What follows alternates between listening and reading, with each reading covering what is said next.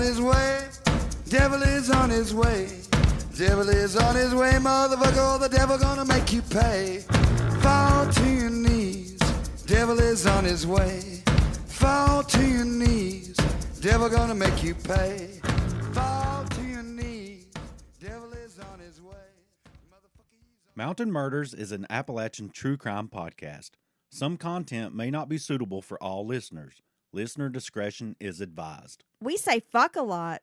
Hey, y'all. Welcome back to Mountain Murders. I'm Heather. And I'm Dylan. Dylan, have you heard the latest with Brian Kohberger? No, there's new development. There is a new development. So there was an NBC Dateline episode recently that made some bizarre claims. Apparently, Kohberger broke into a woman's home before the Idaho murders went down. If that's true, that would not surprise me because he seems like a stalker to me. Yeah, well, that's the thing. He was doing some of those like creepy crawler moves like the Manson's family like to do. He broke into this woman's house and moved stuff around so she would fear for her life. Okay, so we have another reason to hate Brian Kohberger. Yeah, so she was friends with him at Washington State University. I will eventually get this out. Sorry, I apologize. I'm sick. And of course, that's where he was enrolled. And just months before the fatal University of Idaho stabbings, he allegedly broke into her place and moved her belongings in order to make her feel terrified in her own home. Look, when we did have our episodes on the Manson family, and you talked about, I think that might have been the first time I actually heard about the creepy crawly escapades. And that is psychological torture or warfare. Because could you imagine if you lived by yourself, your home's locked up, and you come home, no obvious signs of entry or anyone being there, and then your stuff's just moved all around? Would that weird you out? Well, absolutely, that would weird me out. Because it points out, it lets you know someone was there.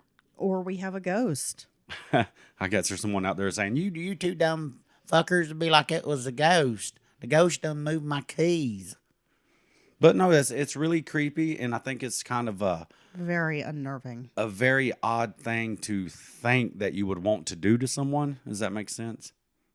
Well, get this, Dylan. She asked him to set up some security cameras because of these incidences. Oh, my gosh. Right? So he was later able to remotely check on her because he got her Wi-Fi password and could tap into her security system.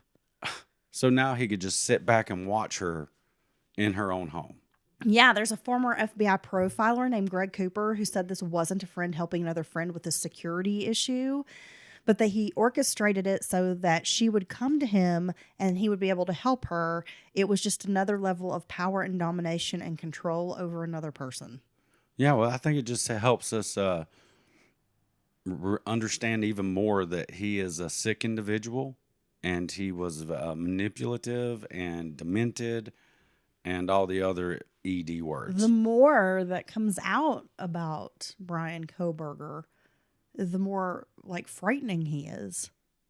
Yeah, he's scary and stupid. Because this is like, Bundy, Manson. This is some serial killer shit. Yeah, he's scary and stupid, which makes him even scarier. Yeah. Yeah. Dangerous. Because like regular stupid people scare me. Oh my gosh, don't even get me started on regular. We're not going to rant about the dumb public, but like just regular dumb people, sometimes they can't help it and they're kind of cute.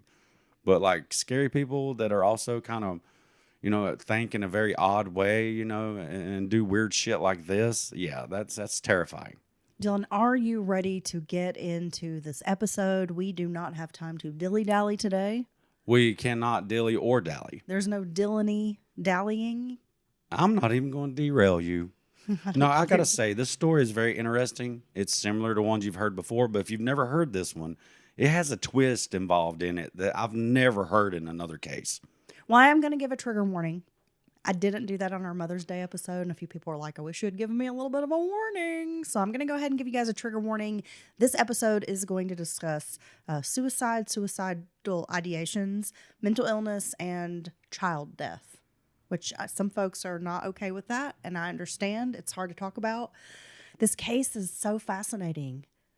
Even it's very troubling, but it's so fascinating just from all the sides of it. I mean, I don't even know how to. Yeah, that I made can't even put it into Wow. words. Well, So- just sociologically, from a criminology perspective, from a psychology perspective, there's just so much about this case I agree. to wrap your head around. And we are sorry for not having that trigger warning because I wish you'd gave me a trigger warning on that episode. It was kind of rough. We do apologize. But let's go. Let's get right into it, Heather. Okay, yeah, we don't have time for your nonsense today.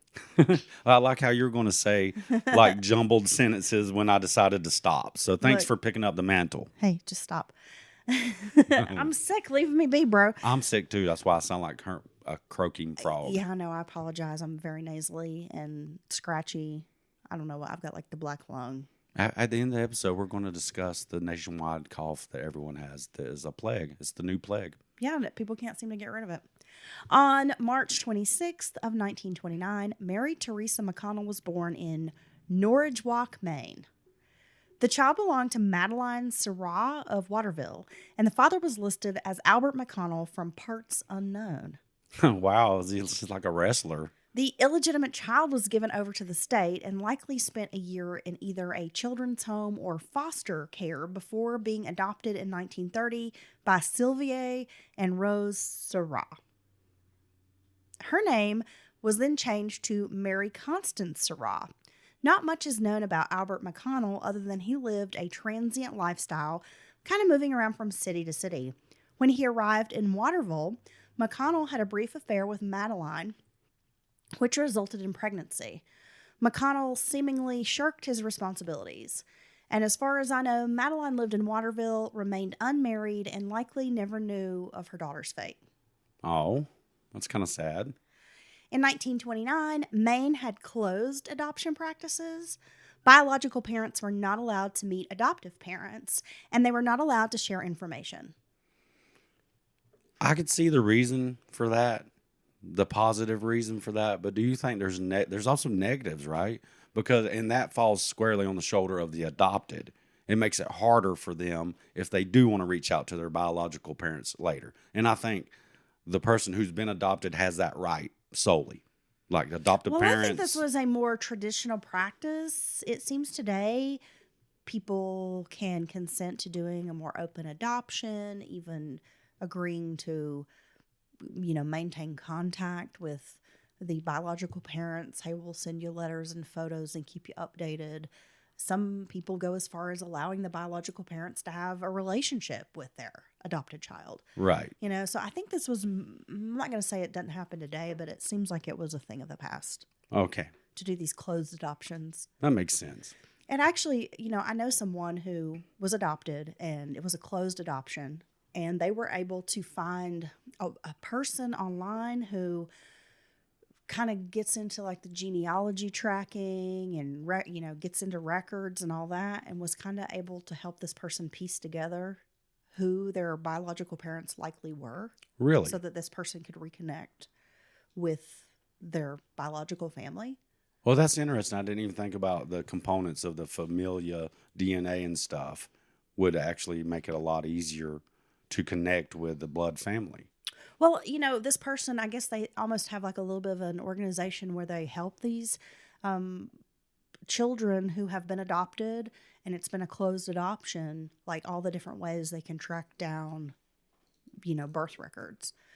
Because it is a very difficult practice to figure out who your birth parents are when it's closed and all the records are sealed. It makes it very difficult. See, I feel like you could do it because you're such a great researcher and you have a great workflow. But I would just go to like people.com true crime section and I'd be like, I can't find them because that's the only place I can go for stories. Okay. So all records and birth information were sealed, which made it very difficult for parties to find one another, as we mentioned. Madeline was thought to possibly be a distant relative of Sylvia, maybe a niece, a younger child of his alcoholic brother Eddie. Sylvia and Rose were already in their 60s when Mary Constance was adopted.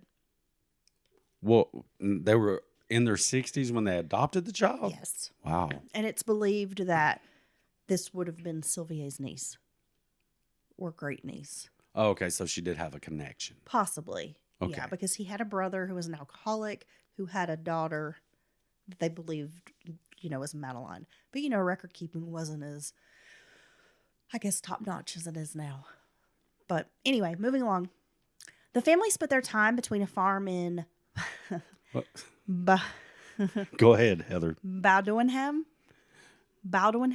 Right quick, I got to say, all your stories lately seem to be in like a 12-syllable little township no one's ever heard of. And none of them are just like in, I don't know, just a regular sounding city. And their last names are not Smith. So I love you and thank you for trying. Yeah, well, it's a town in Maine. Bowdoinham.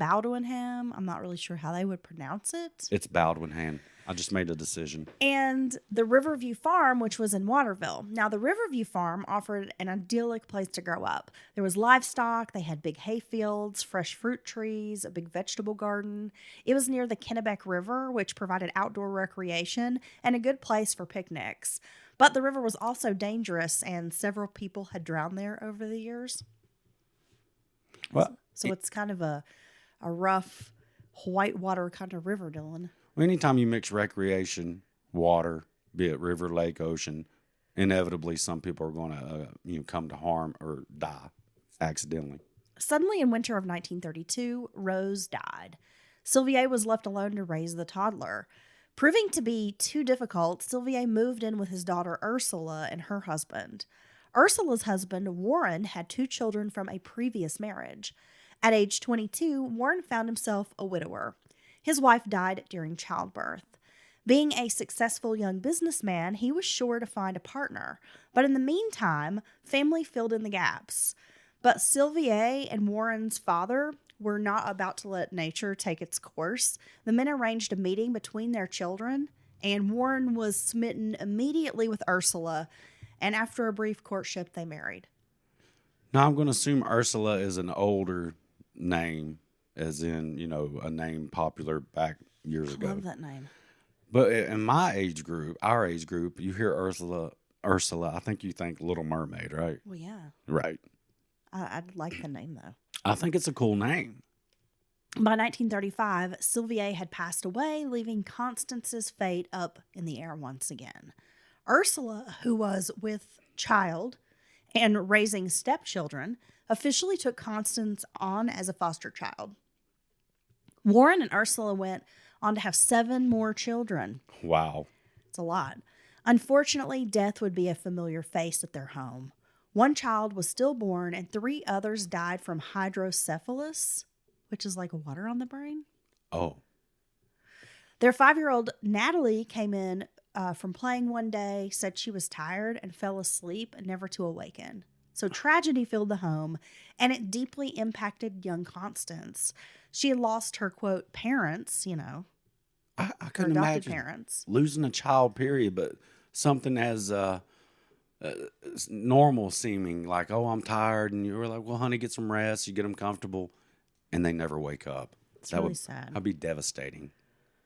Well, she had lost her, quote unquote parents, Rose and Sylvier, and the deaths of foster siblings. It was almost too much for the young girl. Constance, who was raised Catholic, had a lot of questions. She often asked why a loving God would allow this. Constance viewed Rose and Sylvier as saints and wanted to know if children went to heaven or suffered in purgatory. But the parish priest explained to Constance that children under the age of 7 would directly go to heaven due to Catholic catechism. What? Who picked 7? Like, how different is an 8-year-old from a 7-year-old? It's like you're on your own now, bud. You're 8. Lots of changes between 7 and 8. Now you're making some big life-changing decisions. There's a lot of changes between 1st and 2nd grade, Dylan. Well, now if you talk to an 8-year-old, they're going to let you know that there is a big difference between 7 and 8, right? Yeah, because you're 8. But yeah, that's funny, and it seems a little low. But you got to be careful because sometimes 8, 9, and 10. That's why 7 was afraid But of it. Wait, why is 9 afraid of 8? Because 7, 8, 9? Why is fuck it. I don't know. Yeah, anyway, somebody knows that joke. 7, 8, 9. Look, I'm medicated on Mucinex. Ah. I can't. My brain's not working. That's why 6 is afraid of 7. Because 7, 8, 9. But Oh, there. We figured it out. Jesus. Are you smarter than a 7-year-old. No, we're not. Oh my God, we're all hopped up on damn congestion medicine. Indigestion or Yeah, congestion? I don't know. It's all of the above. It's all a blur. Constance was the middle child between Virginia and Robert, who were Warren's oldest children, and she fit right in. The three were so close in age, they were often mistaken for triplets. The family had a camp on, you're going to laugh at me again, Messalononsky Lake, Jesus. where they spent summers fishing, camping, swimming, and boating. You really think it's Messalonsky? Messalonsky. I'm going to start going through your stories, and I'm going to start getting some of these words so I can just...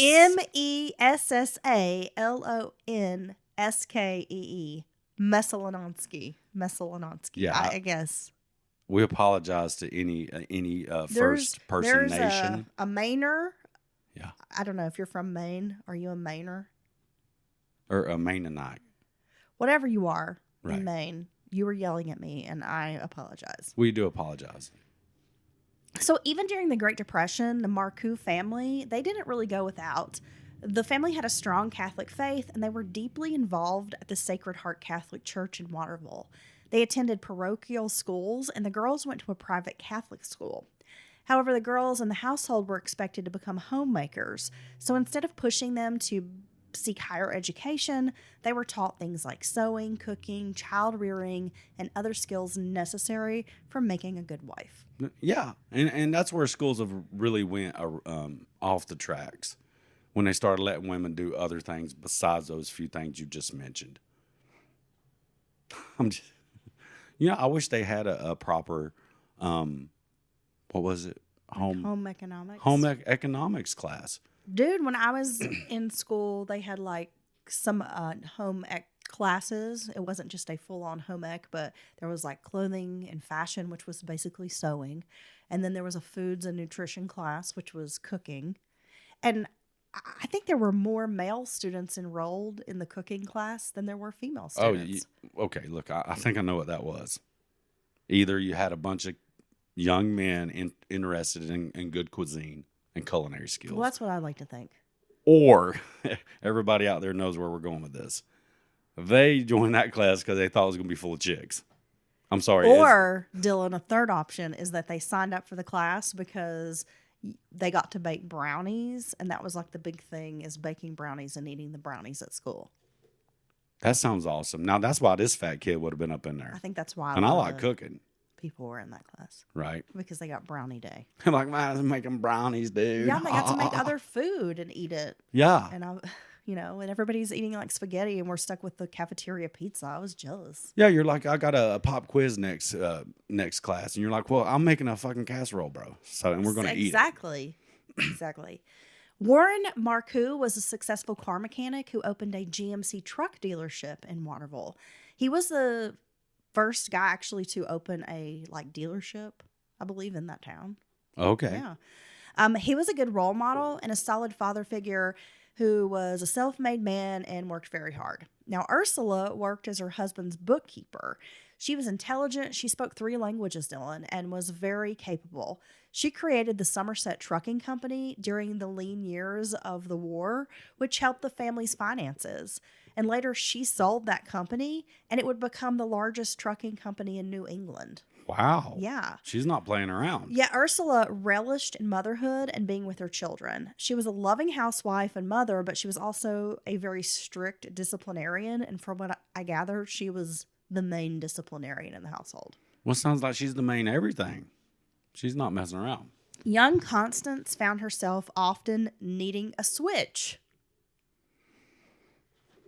The word switch. What does that mean, Dylan? She's about to get her little ass toe up. The word switch brings back generational trauma to me. I mean, or I don't know if generational trauma is the right term.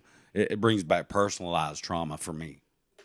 Well, no, there was some generational trauma involved because I'm pretty sure my great-granny, she kept switches, little hickory switches, on her refrigerator on top. And she would tell you to go pick one out when you got in trouble, and she would wear your ass out. And I'm pretty sure those damn switches had been used on my daddy and my daddy's daddy, Yeah. There's a reason.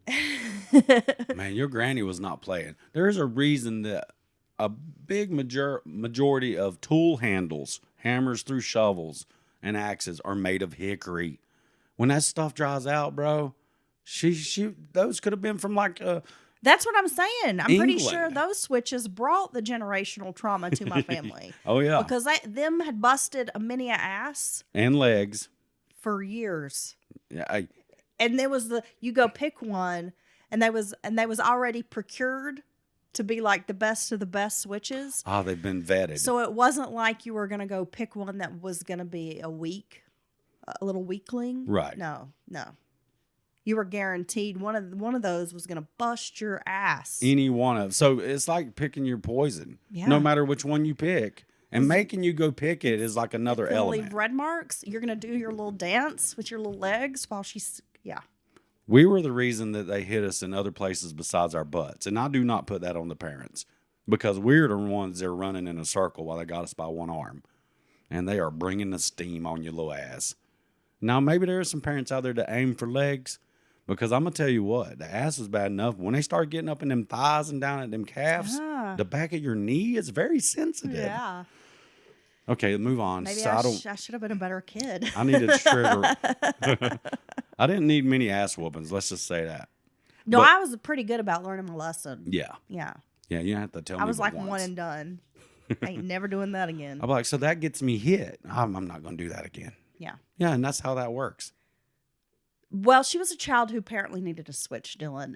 She was the middle child, and she often fell through the cracks and typically got into trouble. Constance was considered the ringleader of the gang of three, always directing Virginia and Robert to mischief. She was carefree, a tomboy, and high-spirited, which, again, often led to trouble. She fought with the girls and boys alike and wanted her way. And she was the kind of kid that was going to do whatever it took to get her way. Damn. Though she got herself into trouble, into mischief, Constance was always tenderhearted, and she couldn't bear to hunt or fish and would refuse to step on an ant, Okay. even though she's a little badass.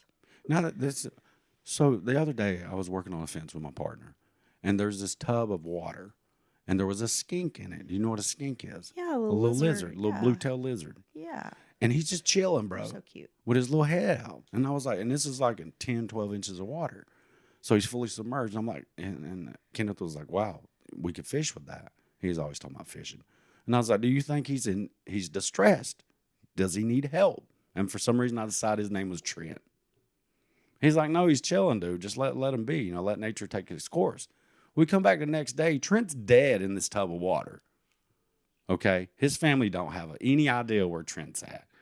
He was just trying to, you know. Oh my gosh, they're hanging like little missing persons posters Yeah. all around the neighborhood. The Sad. The fact my friend doesn't think about the little lizard family that's missing their family member now and have no answers kind of makes me question his humanity. Like he didn't show up for his little job at like Lizard Sears. You know, all he said was, he ain't no good for fishing now. He's already dead.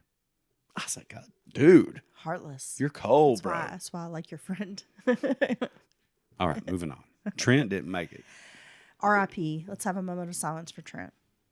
Constance's behavior was described as mischievous and often impulsive. She was always daring her siblings to skate on a pond when it was forbidden, or pull pranks like placing Ursula's dishes in the washing machine. Okay, the reason that's forbidden is probably the ice is getting Well, thin. yeah, it definitely is. And you'll die. And by the way, in the washing machine, she destroyed a set of Ursula's favorite dishes. Oh my gosh. She would fly off the handle at little things, but never really held a grudge for very long. Yet Constance was always a deep thinker and pondered philosophical questions about the meaning of life. She wrote down her feelings and ideas in a diary, and she also wrote poetry too. Constance was introverted and rarely shared her problems with others. She read constantly, even when the others were playing, seeming to lose herself in stories or simple daydreams. She excelled at needlepoint and cooking. An animal lover, Constance liked being outdoors and was known to feed stray animals and care for the family pets. For a while, she wanted to study ballet because Constance loved dancing. She had a few close friends and was faithful in her church attendance. So this, I mean, it's kind of an interesting dichotomy of characteristics here because she's mischievous, but she's also very faithful in church attendance, a deep thinker, Yeah. but also like a little troublemaker, Right. you know? Yeah. I think that's actually I think that points out that she has a really strong personality, Mm-hmm. but that she maybe has some layers to her that would surprise people. I like that, Dylan. Yeah, I like that too. That's It's pretty like- good. Let me like write that down. Shrek. That'll make a He great describes himself as an onion with layers. that'll make a great sweatshirt. Yeah, we're just going past t-shirts. I got layers. Yeah. I'm like old stinky onion. Just peel me back, baby. By the time she was a tween, Constance seemed to be experiencing emotional problems. Ursula was pregnant again and felt she wasn't giving Constance the kind of attention that she needed. So that's when Constance was sent to a private Catholic boarding school. It was dorm-style living, being away from home, and all of that was a big challenge for the 10-year-old. 16 miles from the Canadian border, there wasn't much for the children to do in the logging community. Jackman had a population of around 1,000. Seems like an odd place to have a school. No visitors were allowed, and families could only see their students on holidays. Yet Constance, once she adapted, seemed to thrive. She was academically challenged by the coursework, taught French, and became well-versed in Catholic theology. She earned excellent grades in reading, history, and religion. One of the most valuable lessons she learned was living in a tight space with others. In spring of 1941, Constance returned to the Marcoux household, where she was re-enrolled in the all-girls school that she had attended previously. Despite the school's highly respected reputation, Constance didn't try very hard there.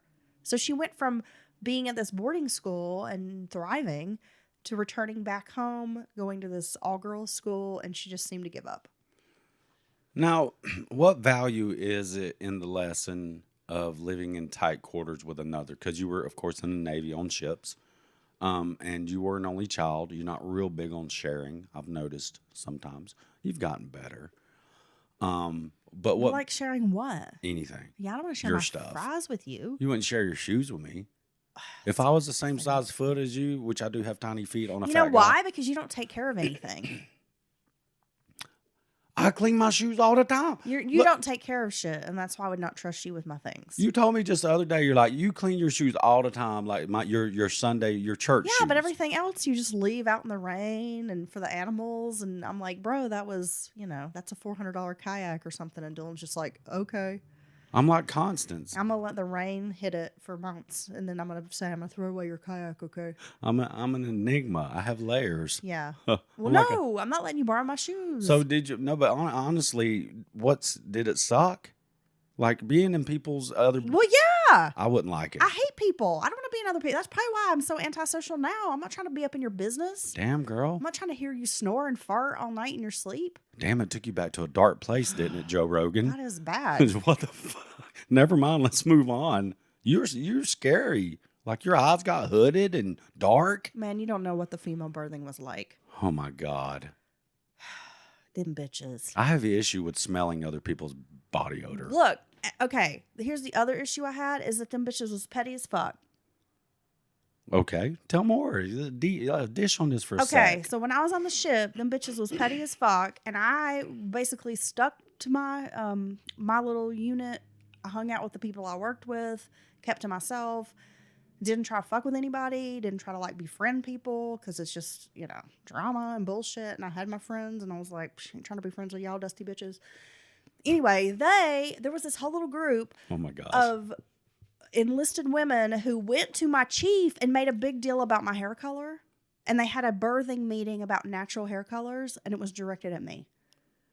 Wait, what?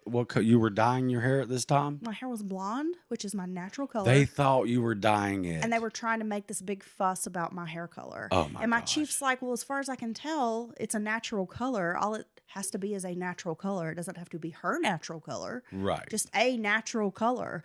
Oh my God, they were beside themselves because my hair was too blonde and there was no way it could be that color and like made this big fucking stink. Those dirty bitches. And after about the third time of them like making a big fuss about it and coming to him, my chief told them like, leave her the fuck alone. They were jelly of the shade of blonde you had, and it was natural. Well, the one that was like leading the charge worked with my boyfriend at the time, which we were not advertising that we were a couple, right? But she saw us together, and she even went as far as asking him if that was my natural color. And you know what his response was? The curtains match the carpet. I would have said drapes. And she was just like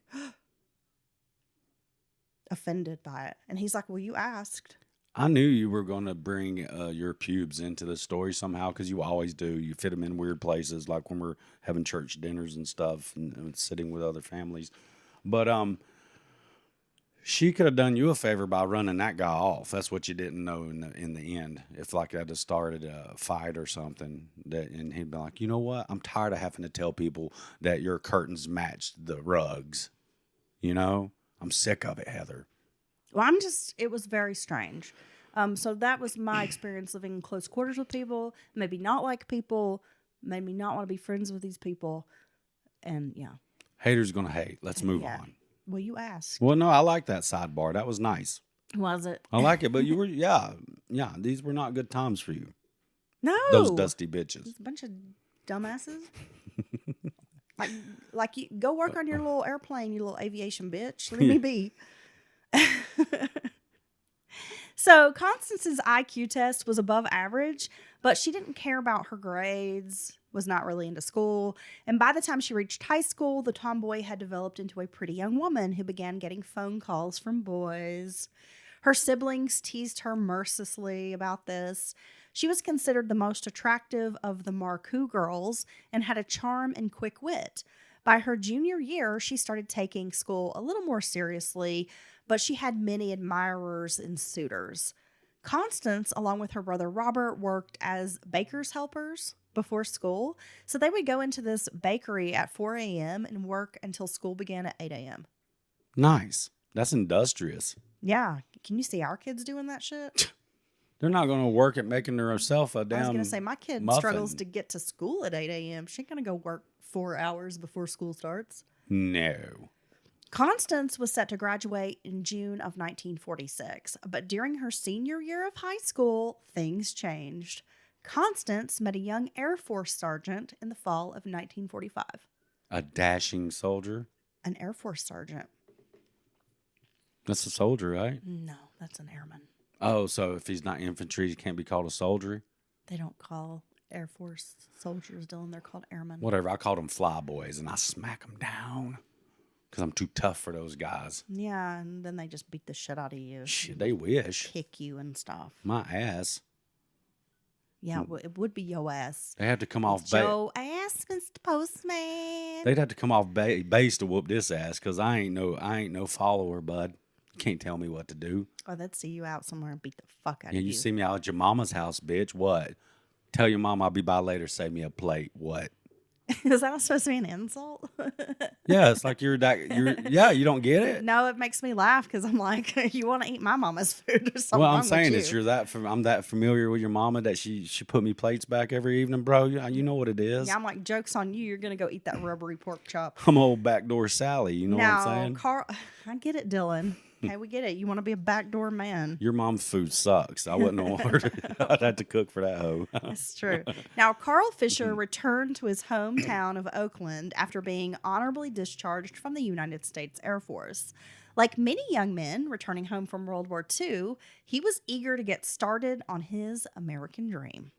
Yeah, 2.5 kids and a picket fence. He wanted a wife, a home, and a good job. Isn't that what we all want? That's just trying to make it, bro. I want a wife, I want a home, and I would like a good job. You have a sister wife.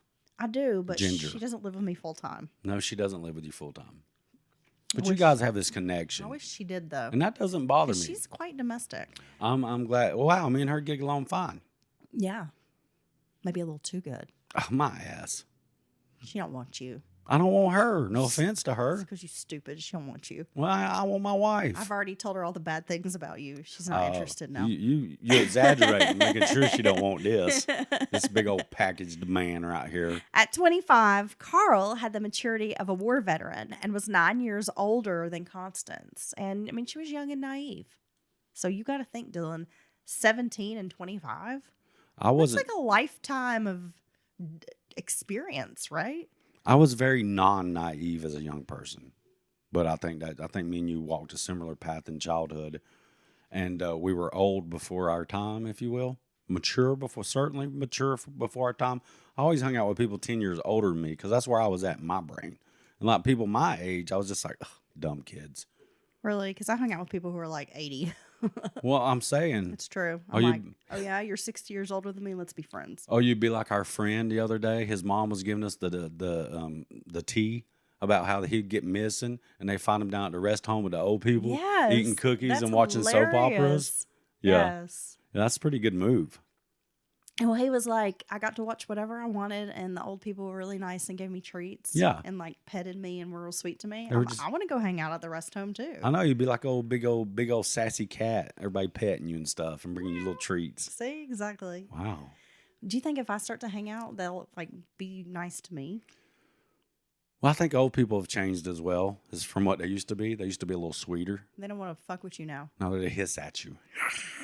Now they're mad because you won bingo and try to punch you in the face. Man, dude, if you go up in a bingo and you're sitting there talking about how you've never played bingo and you got all those serious players around you with the good luck charms and they're Oh, working yeah. like 50 cards and you fuck around and get a bingo, dude, you might have to have a fist fight to get up out of there. Okay, so another side note, and then we'll get on with our story. I have been rewatching The Sopranos, Great series. and Paulie Walnuts. He's got his mom in like this kind of fancy rest home or whatever, but like the other little old ladies that she knows there don't want to be friends with her, and so he goes to like the director. He's trying to smooth it out. And then he goes to like one of the lady's sons, and then finally he starts like threatening the guy, like sending his thugs to like beat the guy up so that his mom will hang out with Polly's mom. Oh my gosh.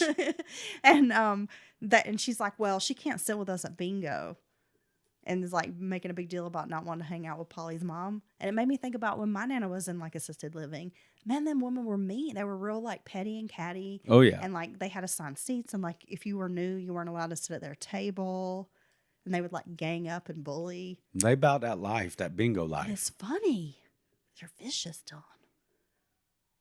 What's his last name really? Polly Walnuts?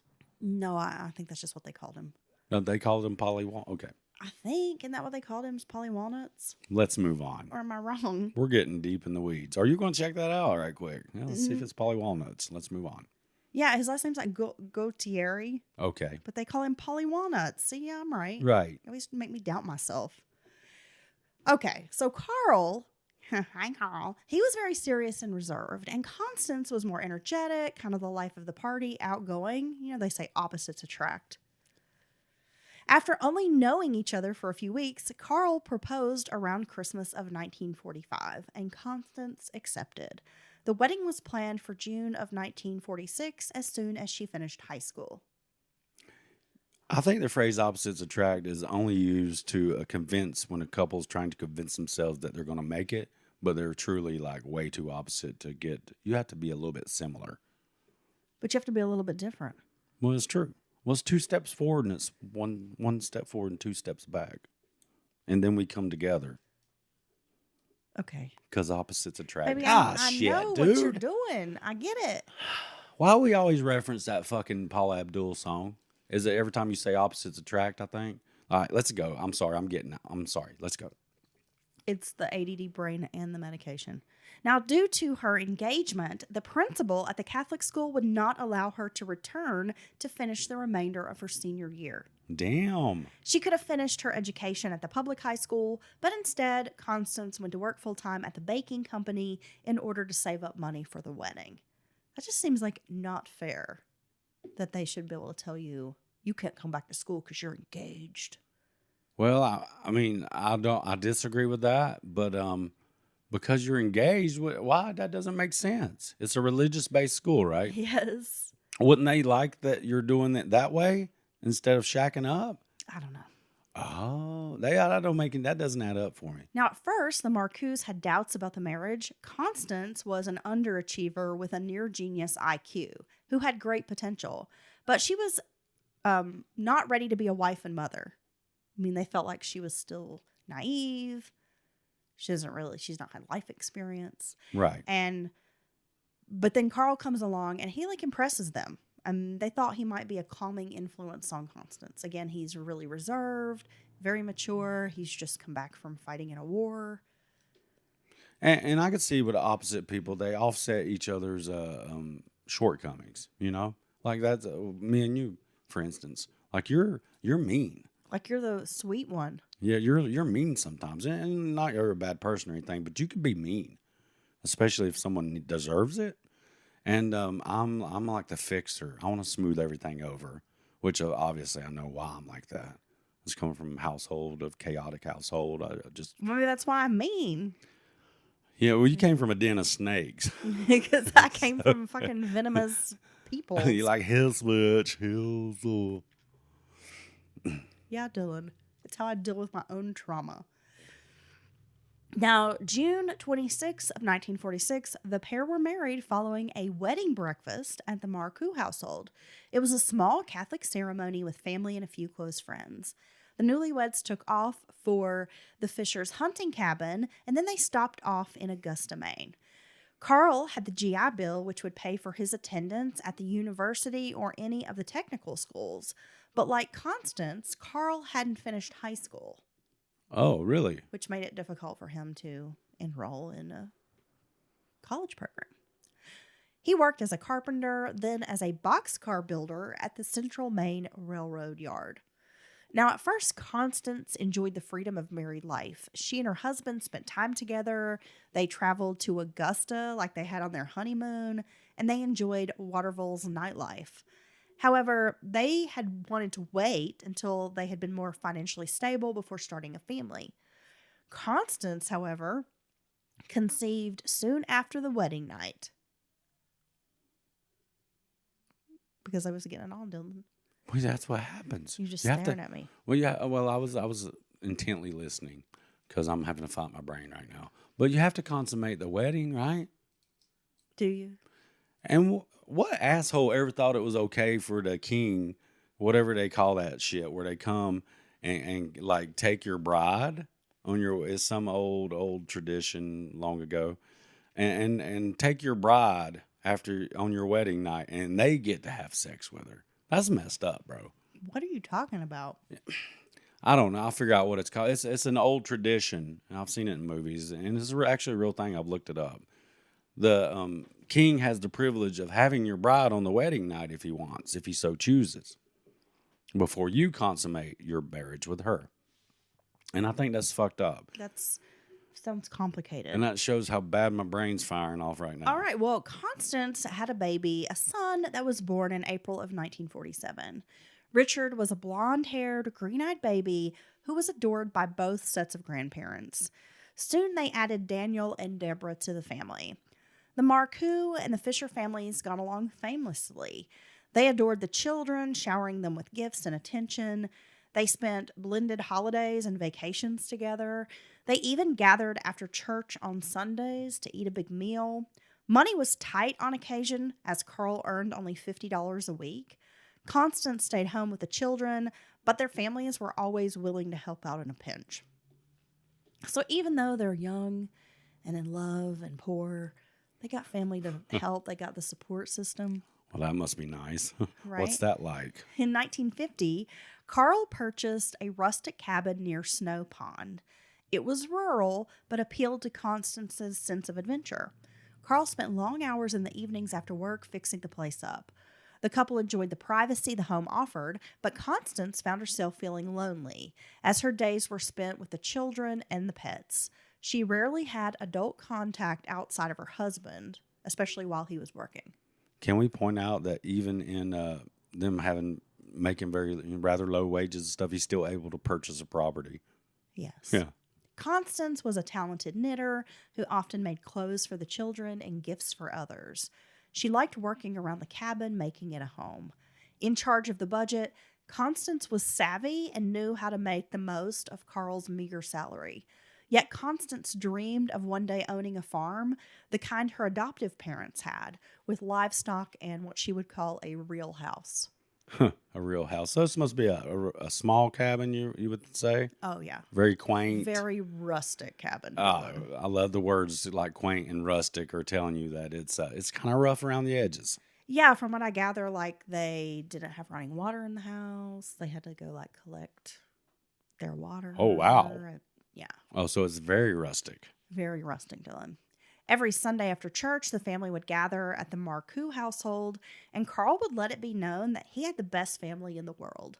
Even though he was a very quiet man, when they were all together and he had the kids like bouncing in his lap and everybody's laughing and having a good time, he would tell everybody, like, I'm so lucky I have the best family. Oh, From the outside, it seemed Carl and Constance had a great little family with 3 children who adored them. Life was good until it wasn't. that's a very true statement Is it? for most situations. It's good until it's not. It's like it was a very hot day until it wasn't, because it cooled off. Monday, March 8th of 1954 was a cold, snowy day in Waterville, Maine. Carl woke up to make breakfast and pack his lunch for work. 6-year-old Richard, a first grader, joined his father soon after and turned the Howdy Doody show on TV, catching a few minutes before the school bus arrived. Daniel, who was 5 at the time, woke up soon after. Constance and the baby Deborah, who was less than a year old, were still sleeping. Carl served the boys breakfast, then sent Richard off to school on the bus. Constance had been suffering from depression recently, and Carl had taken the last week off from work to be with her. Before he departed for his job at the Maine Central Railroad, Carl went to speak with his wife. She assured him that she felt well enough for him to leave, stating the previous night's sleep was the best she'd had in weeks. So she'd not been feeling well after the birth of the third child, no? She was 1 year old, so she's just not feeling well in general. Yeah, she's just had some bouts of depression recently, in yes. the last few weeks, months, right? And long before the words postpartum depression were uttered or recognized. I'm going to tell you all about it, Dylan. You sit back, relax, put your feet up, I'm going to take my pants off. take your That's pants the only way I off. can get comfortable. Okay, do it. Everything had been fine for the couple until the birth of Deborah. Constance couldn't seem to shake the feelings of sadness and just being run down. She had made an appointment to see the doctor, and he had diagnosed her with hypochromic anemia. And I don't know why it's chromic. I was like, did I mistype that? Chronic, but in the book said hypochromic, so maybe it was a typo. Maybe it was a typo. It could be Anywho, chromic. She's got some bad anemia, dude. She was given a high iron diet to follow and shots of folic acid and B12. Soon, Constance seemed to be feeling herself again. By November of 1953, Constance found herself feeling blue once more. It was shortly after she stopped breastfeeding the baby. Everything seemed to annoy her, from the dog barking, the children fighting, the baby crying, even Carl having an occasional beer. That would bother her? Everything bothered her. Oh, wow. She sounds just like my wife. Well, that's good. Well, he's having an occasional beer, Dylan. I didn't say having an occasional 12-pack. Hey, look, it's been a damn long time since I drank 12 beers in a sitting. And you was right. I shouldn't drink much. Oh, well, let's give you a cookie. Oh, you want a Wubba cookie? Oh, you good boy. Oh, want a participation 12 You're doing what most normal people do. Oh, man, social drinkers. I thought they were unicorns, but they exist. They do. They only have like a beer or two, and they go don't home, have to- and they don't drink beer at home. You don't got to black out every It's fucking time. weird. She saw bills piling up and felt they were drowning in financial debt. Christmas was coming, and she knew they didn't have enough money to buy gifts for the kids. Constance, who was usually thrilled with the holiday season, was now in a gloomy mood. She had frequent crying spells and sometimes didn't get out of bed at all. And then out of nowhere, Constance began hearing voices. She said the voices sounded like men, and they were not part of her internal dialogue.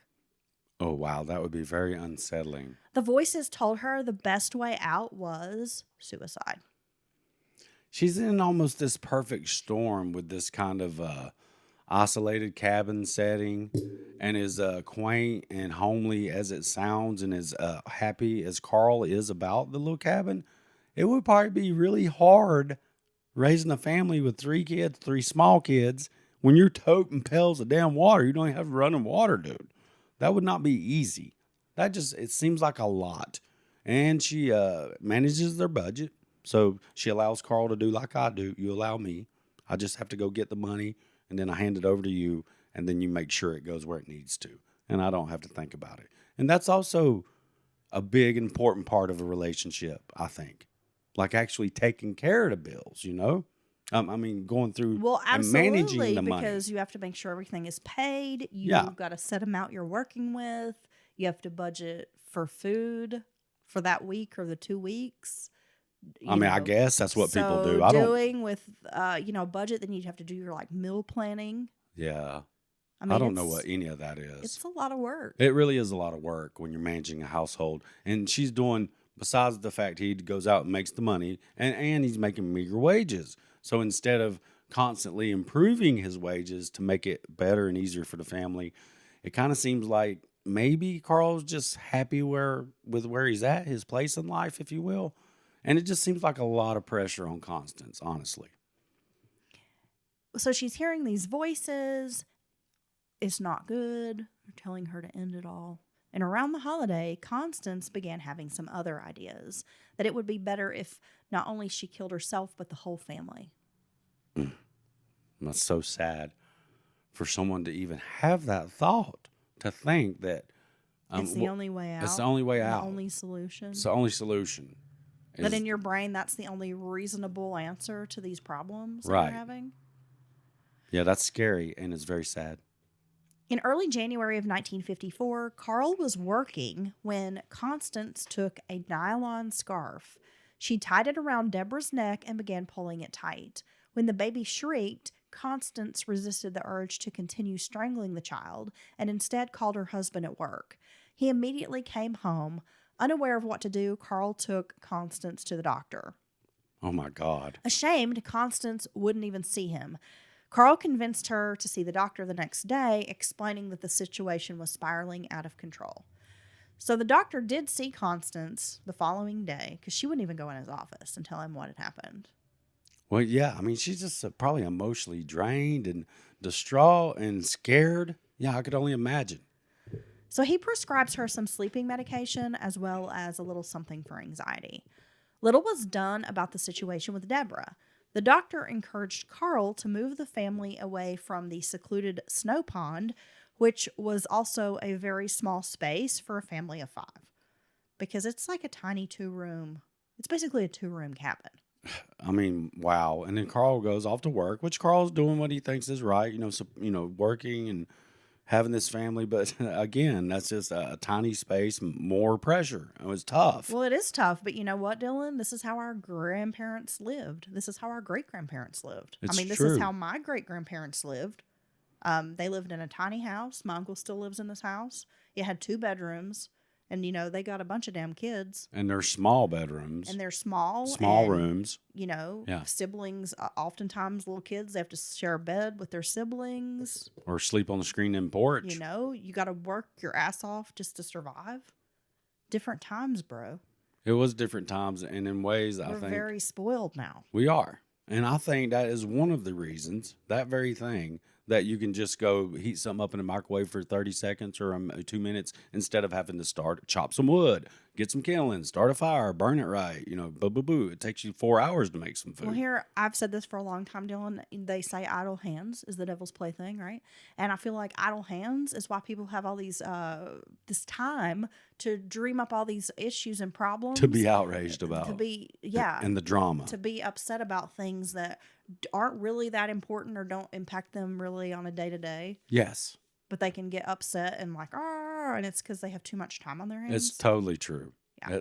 I believe that 100%. Because if you was working like your grandparents was working, you'd be too damn tired to think about all this other shit. Well, you wouldn't have time. You wouldn't have time to worry about what everybody else is doing. You'd be like, I got a barn to raise. I got some beans to break. I got to birth that calf that's hanging out of that damn cow down there before we lose our damn meat. Exactly.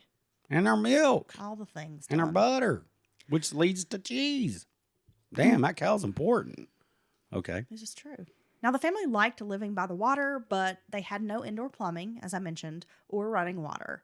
Sometimes they had to chop through inches of ice on the spring where they got their drinking and bathing water. Okay. Earlier I said, isn't it amazing that Carl could afford a property on his meager wages? I'm starting to get a full picture of this property. You know what? At this point, I would live in this house. You would live in this little 2-room If it cabin. meant I could own something, yeah. I agree, but this was In this economy, fuck yeah, I'd go get my water from a spring. But this was a rather rough property that was probably on the cheaper side. Well, it is, but then I think this is how many of us folks in Appalachia live for generations. I'm still living that way. I wish we were living that way. Well, we're in a 3,200 square foot Edwardian house now. Oh. 4-bedroom, 3-bath. The water just runs to me like I'm the center of the world. That we can't afford anymore because I'm losing my job because corporations suck. Thanks. Yay. Let's move on. I would go move in this cabin with no water now. We're going to need to find a fucking... I know. You got a cabin with no water on your property? Call me. I live in it. Call us, and we're not going to do anything that ends up in a true crime story, I promise. Because we sleep a lot. I'm just gonna like stay in your cabin. I'll cook for you, too. And I can do fences. See? He'll fence up all your property. I'll fence it up. Around the free cabin that you're letting us stay in. And they're like, wow, we really need some property line fences. And it turns out I'm talking about like the Olympian sport. And I just run around going, on God. And I have no idea how to fence. Nice. You Thanks. would look great in a little outfit. Carl had recently switched from oil to coal, which the doctor thought might be producing a gas which could affect Constance. Wow. Maybe her mood. I mean, this is not the best psychology, This is not great psychology that we're getting from these. These are doctors in like the 40s and 50s. They're still just throwing shit at the wall and seeing what sticks. In a rural area, right? Like, hold on one second. Does she tap her foot when you come inside? Oh my God, we're going to have to take her knee off. The doctor told Carl they might be missing important social elements which could contribute to Constance's depression. Carl agreed and sold the cabin.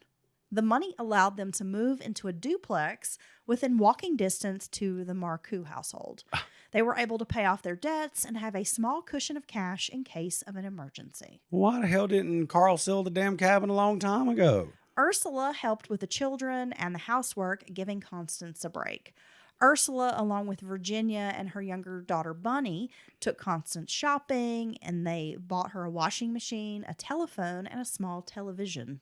Wow, this is a great improvement. She can have these modern amenities. She's near support. I'm going to guess she's near town or in town now.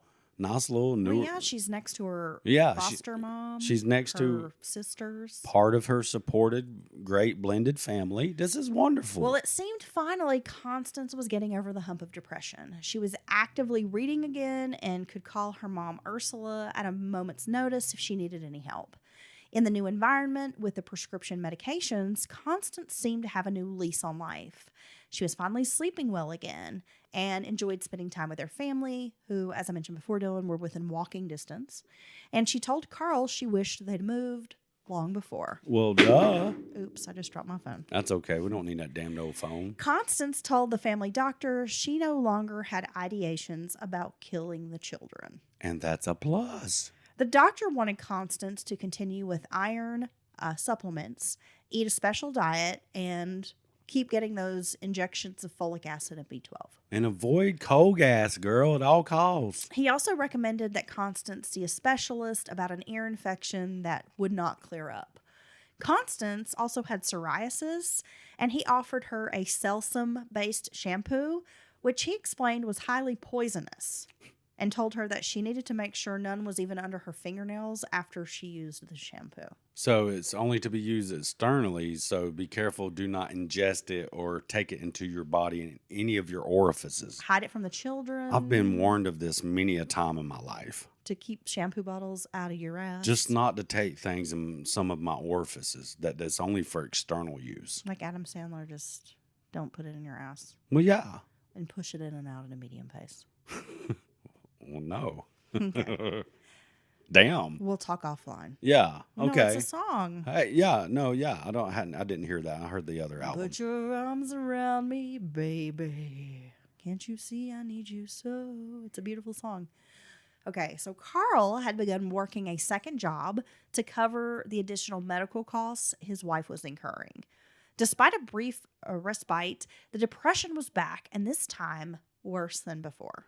God, before you know it, though, the doctors will be still this archaic medicine they'll be like bleeding her with leeches and like cutting her teeth out or some shit. On February 11th, Constance took the remaining bottle of phenobarbital. Carl found his wife in a near comatose state. It was recommended that Constance see a psychiatrist in Bangor, but Carl took her to the local psychiatrist in Union, Dr. Paul Jones. Jones told Carl that people who threaten suicide rarely follow through and that Constance was seeking attention. His advice to the patient was, quote, "Go home and keep on with your work as a wife and mother." Oh my God, this doctor, there's a Bangor, Maine. Bangor, yeah. Bangor with a O? Yeah. Oh, okay. I'm country, so it's like banger. Well, I was going to be like, man, if I lived in Bangor, Maine, I'd be like, nothing but bangers all the time. Bangor, man. Nothing but Bangor. This doctor is shitty. He should not be a doctor, and he certainly shouldn't be Well, giving... and his name is Paul Jones, which was our kidnapper from last episode. Ah. Remember Paul and Mary were the kidnappers? Yeah. No, I see what's going on here. And nothing to any Pauls out there, because I've never had an issue personally with a Paul. They're usually pretty chill dudes. But, I mean, come on. You know, what's up, Paul? I've never known too many Pauls. That's true. Okay. That's a revelation. Hot takes. Nothing but hot takes on Mountain Murders today, guys. Yeah, more people and know your gals. kid Paul, so I can know them. Now, he wrote up Constance's diagnosis as situational depression, brought on by life at the pond and a lack of social life. At their next meeting on February 23rd, Constance seemed chipper. She was at her best, smiling and laughing. But that night, Ursula called Dr. Jones, stating that she had received a letter in the mail from Constance, a suicide note. Carl was running out of options. He considered admitting his wife to the state mental hospital in Augusta, but Constance wasn't even sure that would help. And who would take care of their children? Yeah, so Dr. Jones's advice is like, everybody ignore her and don't you dare do anything to help her or take any pressure off of her. We got to let her figure this thing out. You just need to get your ass home and do some housework. You need to just go sit in the kitchen and think about what it means to be a proper wife. Carl has a problem here, Dylan. Constance was not going to voluntarily agree to check herself into a mental hospital, but she wasn't deemed sick enough to involuntarily commit. He had little he could do but keep a close eye on her. And in some groups, we call this an impasse. He was at an impasse. Not only was Constance deeply depressed, but the voices started up again. On Ash Wednesday, Constance heard a voice and thought it was God talking to her. The voice mocked her, called her a coward, and made fun of her for not being able to follow through with the suicide. Gosh. Day and night, Constance began obsessing over ways to die. She thought about car exhaust, hanging, or stabbing herself with a knitting needle. None of these seem like good options. Well, no. None of this seems fun, Dylan. No, a knitting needle to the eye, bro. I mean, to the heart? this is very scary. Dangerous, obtrusive thoughts, would you call these? Very intrusive thoughts. Intrusive thoughts. Yes. And they're obtuse as well. I mean, right? And this paranoia. I mean, let's just throw words around. What just living in this state of fear and depression and paranoia. Now I got to say, and hearing these voices. The voices. This is all very scary. Now I think we all know what our internal dialogue is. It's your thinking in your brain. And I don't even know how it does it because, like, I just called you a bitch in my brain. And I could hear it I was just kidding. You're not really. But I could hear it in there. But I know that's me. Now, if I heard it's something that I know is not me, I don't know how I would react to that. My nephew deals with some schizophrenia and things. And it's got to be really tough. Even in the modern day, it's still really tough to manage and deal with because the medicines are so very heavy and they have intense side effects. You know, you feel okay in a way, but you don't feel like yourself. I think that's a reoccurring theme you hear people who take some of these types of medications. And so as you're managing your life, you're like, okay, I'm okay. Everything's okay. And then you're like, well, I can do it. I don't want to take that damn medicine anymore. It makes me feel bad. I feel like a zombie. Then they get off their meds. They go through a cycle, hearing voices and all that starts up again. I mean, it's just really. I think she's an untreated schizophrenic. I think that's what's happening with Constance. And Dr. Jones would never ever come to that treatment or that diagnosis because he's a fucking moron. Constance was now convinced she needed to do away with the whole family, including Carl. They all needed relief from this painful life. Constance went to the Marcoux household on February 17th, remembering the Colt 45 pistol that her foster father kept. She took the loaded gun home. She would wait for the right opportunity at night while everyone was asleep. However, the voice didn't return, and Constance realized there was no way she could take out her whole family. She returned the gun, only to steal it back again 2 days later. This poor tortured woman. March 8th, Carl kissed Constance goodbye and headed for work. For a moment, Constance considered calling out to Carl that all was not well, that she planned to kill the children and herself.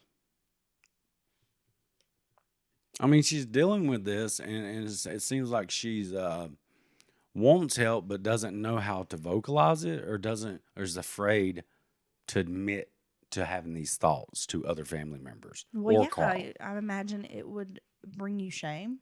Because You'd be embarrassed. There's a stigma, and also, Yes. you don't want to be judged. Well, These no. people, are going to look at you like you're a monster because these are some of the worst things you could do. And we have a little bit better understanding. There's still a long way to go, but of mental health and those conversations nowadays. But back then, I'm fairly certain that more than one of your family members would think you were either crazy or some kind of a monster. If you was like, look, I can't stop these thoughts. I hear this voice. It's telling me to do these things to me, my kids, and Carl. And they'd probably just be like, oh my God. They probably would react poorly to it. Richard had trouble adjusting to his new school. At the other school that was near Snow Pond, he was within walking distance of their home, and he had a lot of friends. At the new Catholic school in town, he was forced to wear a uniform, which he disliked, and the nuns were intimidating. It was challenging to make new friends and adjust to this new environment for him. But he was Carl's favorite, the firstborn boy. He was named for his grandfather. Richard would be the first Fisher to carry on the family name, and little Richard worshipped his dad. He considered Carl a hero and was always proud when his dad would wear the old war uniform on Armistice Day. And he would also go on to write the hit single Tutti Frutti. Okay. Now, I got a quick question for the listeners. If you went to a Catholic school or a Catholic, I'm neither. Are nuns really scary and mean as they're portrayed in pop culture? The Catholic school nuns. I went to a daycare that was at a Catholic church, and the nuns did not run the daycare center, but they would often come over for different, like we would see them around the campus. And as a very small child, I didn't really know who they were or what they did. I knew they were part of the church across the street kind of thing. Right. But they were scary to me because they were dressed in all black. They had that habit. Well, yeah, but you think that was it, or were they very stern? Well, I don't know. It was just they were intimidating to me because they were quiet and they walked around, maybe with a stern type. But it was like the way they were dressed. Well, just the habit and the outfit alone to a child, because it's a very, very particular thing. It's one of the most recognizable uniforms, if you will, in the world, I would say. It might be the most. Well, I remember finding them scary, but it was just because I didn't know who they were, what their purpose was. And the outfit's what weirded me out because I thought they looked like witches. Okay. Because they were wearing, in my mind, yeah. It was like a cloak. Yeah, totally. And the black and the white. So if anyone out there went to a Catholic school, has experiences with mean, ruler, hitting you nuns, please hit us up at mountainmerspodcast@gmail.com. I would love to discuss in the midweek because I've always wondered if there's truth to that. All right, let's go. So at 3 p.m., Richard took the school bus home. When he arrived at the apartment, his mother, Constance, was usually there to greet him and offer up a big hug. She was always very affectionate with the children. He noticed how quiet it was. Daniel was wrapped in a blanket lying in bed, and Deborah was asleep in the crib. Constance told him to undress, that she would warm him up from the snowy cold with a hot bath. So a little boy comes home from school. Mom's like, let me warm you up with a hot bath. This sounds nice, right? relaxing. Well, yeah, I want a hot bath right now. I want you to run it Constance- for me. Yes. Draw my bath. I will. Constance began bathing her son and told him, quote, "It will all be over soon, son." Then she gave him another hug. Then Constance forced her son underwater. Afterwards, Constance drank the bottle of Selsum shampoo and waited to die in bed. Jesus. Now, at 4 p.m., Carl arrives home and first notices the lights in the apartment are off. The door was unlocked as he entered the house, which was strange. He first noticed his son Daniel lying motionless in his bed. He ran around the apartment hollering for Constance, but got no answer.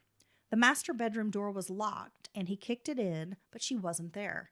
He found Richard floating in the bathtub, face down and dead. Oh, my God. Frantic, Carl called the family doctor, whose name was Dr. Chase. Constance's sister Virginia was his assistant and actually joined the doctor at the apartment. They found all 3 children, including the baby Deborah, and Dr. Chase was unable to resuscitate them. Constance was finally discovered because at first she got in the bed, but then she got under the bed, wrapped herself in an electric blanket, and was semi-conscious. The shampoo bottle puddled on the floor next to her, where she had attempted to drink this poisonous shampoo. So she ingested all that she could and hoped it'd be enough to end her life. Carl called police. They arrived on the scene and escorted Constance out of the apartment. The murder scene was quite tranquil. A suicide note was scrawled on the back of a paper bag at the kitchen table where the breakfast dishes sat from earlier that morning. Carl was given a sedative and sent to his mother's house. Constance was taken to the police station for questioning, and it didn't take long for the town to be buzzing with the horrific news of what had happened to the foster children. The Bangor Daily News ran a headline reporting, quote, "Waterville mother slays 3 children." Well, even today, this story hits us, and I think it's because we all expect, for the most part, mothers to protect, nurture, love, and we all, even if the dad's not that great, at least they got their mom. You know, the life came from in her, so it's a shock. Even so, I could only imagine how fast this news spread. 24-year-old Constance was having a hard time remembering exactly what had happened, but expressed remorse that her own death had not been successful. And she said she wanted to kill Carl too, but couldn't find the gun. That she had retrieved after she had returned it. Yes. Okay. The Marcoux family did everything possible to help Carl Fisher, including moving his possessions out of the apartment where he never set foot again. They hired a lawyer for Constance. Her attorney explained the legal options, which was a jury trial, or she could plead guilty by reason of insanity, which he thought was the best choice, and Constance opted for that. At the arraignment hearing, Constance trembled while saying not guilty. Carl, who was seated behind her, began sobbing loudly. By now, Constance is fully aware of what she has done, the fate of her children, and the impact on her family. The death penalty had been outlawed in Maine back in 1877, so Constance knew she was facing life in prison or maybe a lifetime in a mental institution. A newly amended state law did say if she was rehabilitated at the hospital, no longer considered a threat to herself or others, she might secure a release one day. Carl was responsible for planning the funerals. The following day, the 3 white caskets would be lowered into the ground at St. Francis Catholic Cemetery. He would be joined by his family, the Fisher family, and also the Marcoux. In a span of 24 hours, Carl's life had spiraled out of control. For the first 30 days, Constance was assigned a bed in an observation room and was placed on suicide watch. Considered to be harmless to anyone but herself, Constance was assigned to the ward that was in like the oldest portion of the building complex, and she was very limited in her privileges, that kind of thing. Augusta State Hospital focused on treating the patient, not on punishment or confinement or warehousing people, which is something that a lot of these asylums did. Which sounds very ineffective at the very least, and torturous and malicious at the worst. It was a hospital first and foremost, and they wanted to get patients well so they could return to their communities. The hospital drew inspiration from the Vermont treatment mode at Brattleboro. Patients needed a good amount of sleep, fresh air, good food, daily exercise, and therapeutic treatments. My gosh, I want to. Now, what are your feelings about her pleading insanity? Because I agree, actually.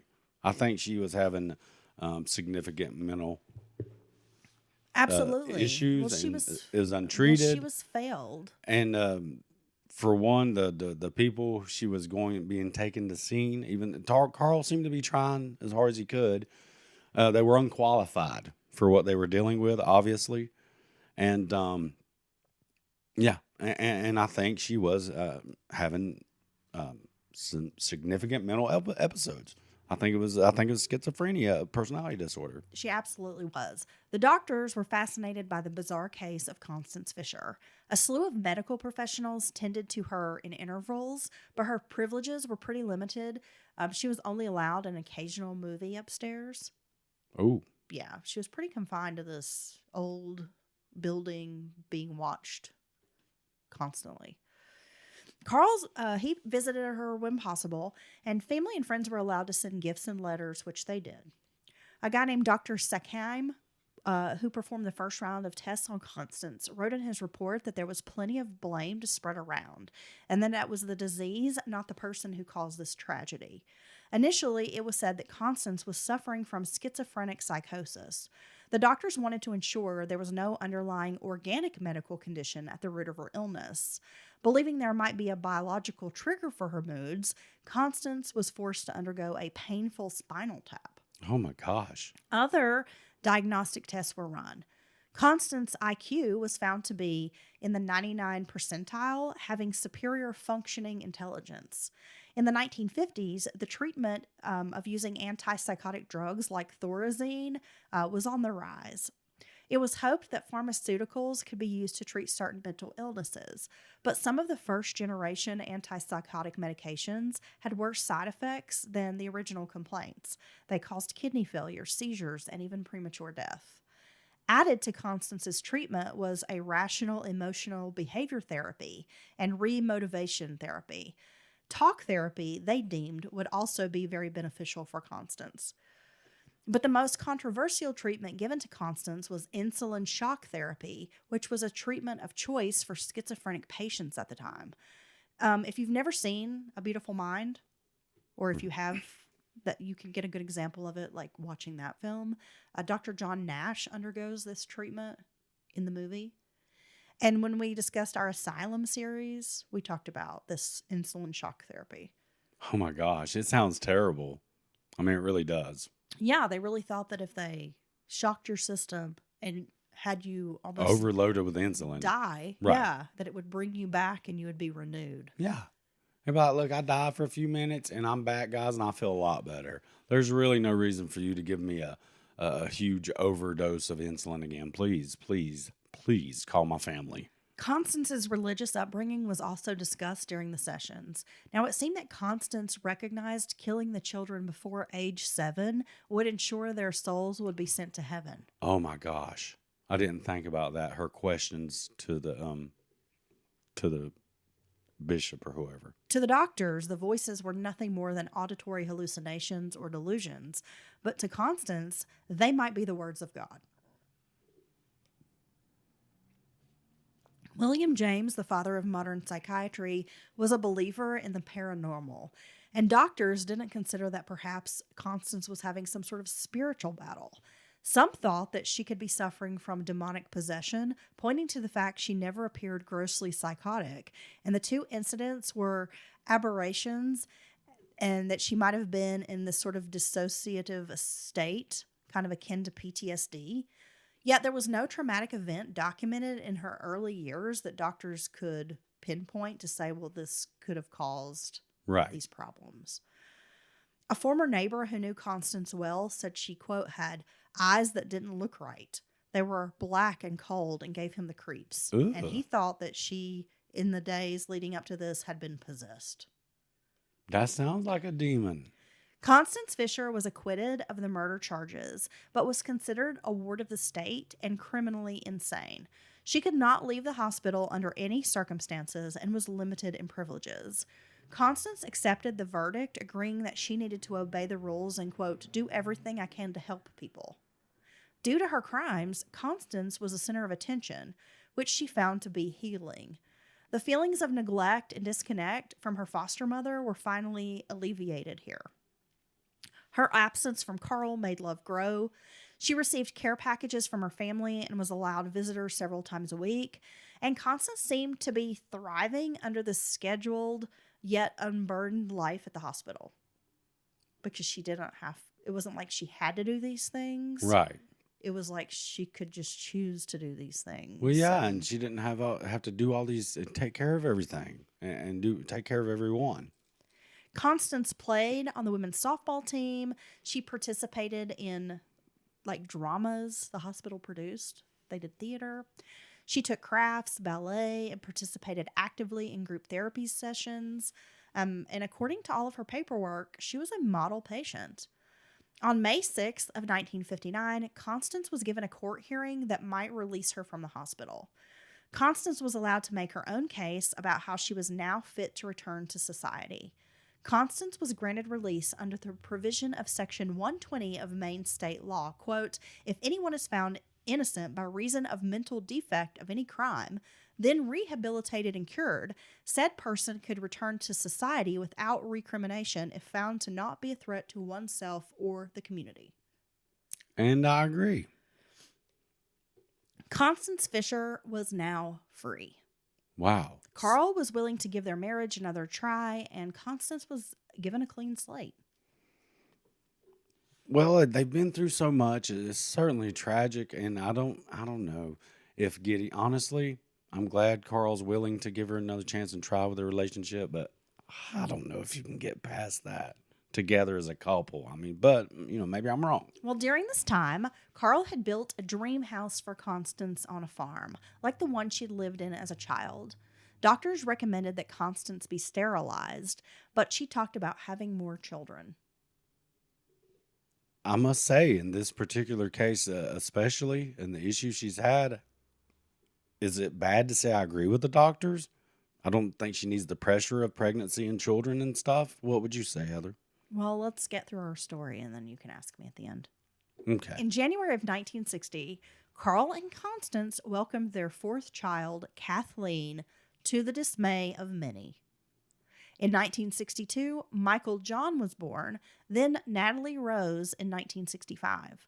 The family seemed to be doing well on the farm, and Aunt Peggy, as she was called, that's what her family often called her, Peggy, for some reason.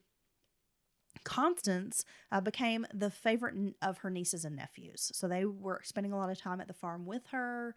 They loved her, all is well. Carl was still working for the railroad, but also had a carpentry business on the side. Constance embraced being a mother and a housewife once again. Now, a postpartum trigger doesn't always follow the birth of a first or second child. It can lie dormant through multiple pregnancies before manifesting. It's very odd. Constance Fisher would later say she did have bouts of depression, but always was afraid that if she told someone, they would make her return to the state hospital. After the birth of Natalie Rose, Constance could no longer hide her feelings. Carl insisted that she return to the hospital, but Constance refused, asking who would care for the children.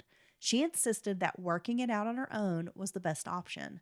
Constance failed to share with Carl that she had also been hearing voices again and having homicidal thoughts.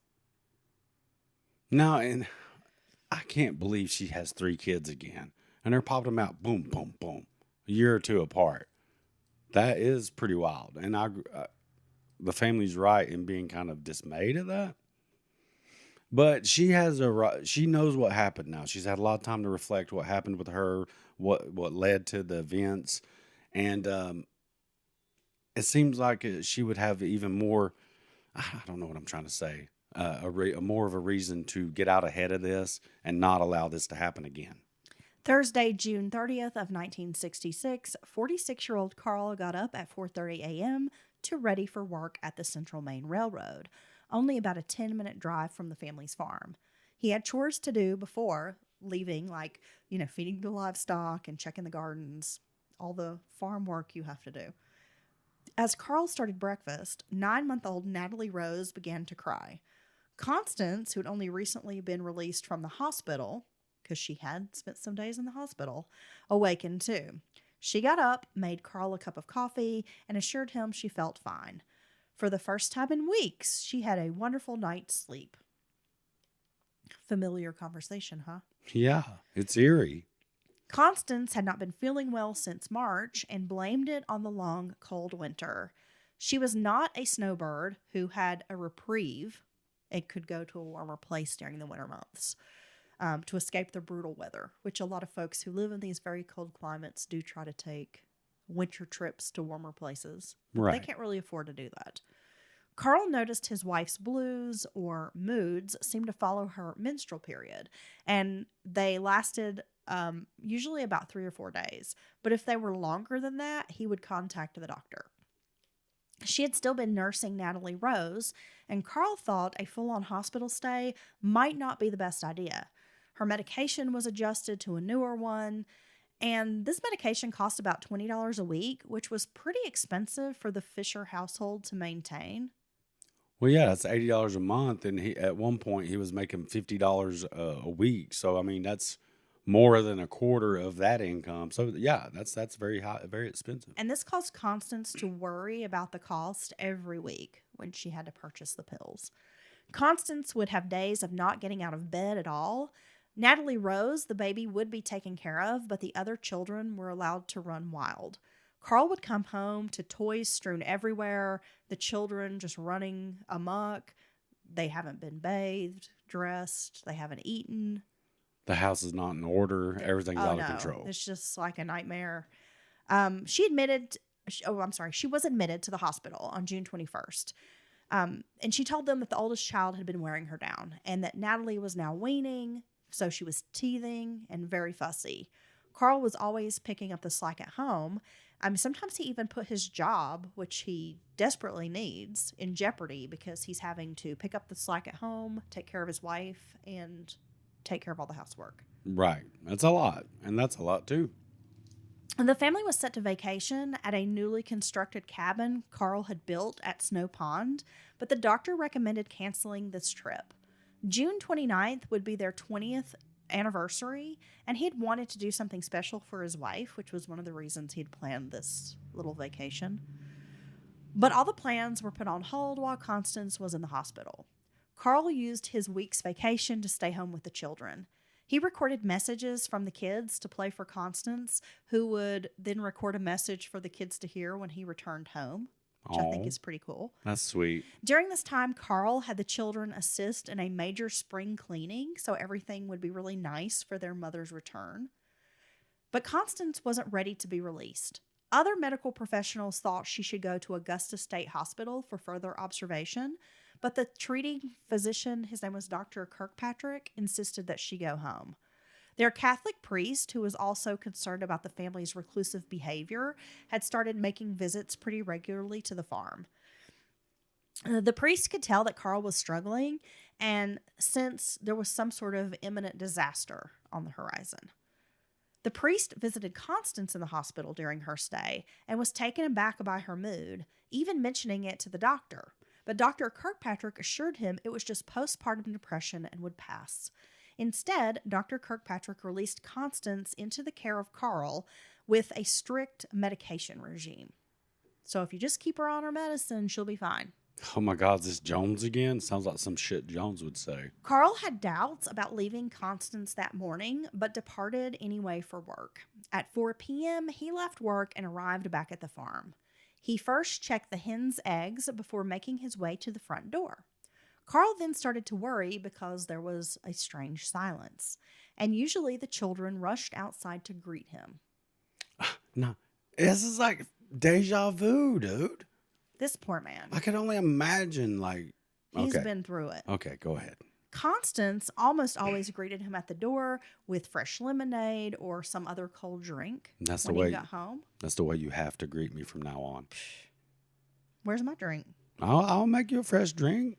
I want some lemonade. You just tell me you want a refresher. I'll go to Starbucks and get I it. want you to squeeze the lemons, Dylan. I'll squeeze them with my tiny, strong hands. Yeah, I want to watch the pulps shoot out of them. Damn right. Little meaty pieces of lemon. Ooh. Yeah. Damn, that sounds like a really sassy Yeah. lemon. Damn. Yeah.